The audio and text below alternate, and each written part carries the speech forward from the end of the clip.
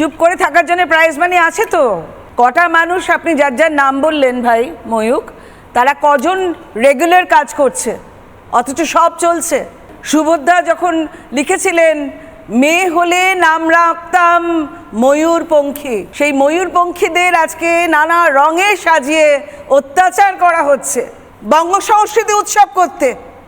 বঙ্গ সংস্কৃতি এখানে ডিস্ট্রয়েড হয়ে যাচ্ছে, কলঙ্কিত হচ্ছে। ওইখান থেকেও কিন্তু আপনারা বলতে পারতেন কি কি হচ্ছে।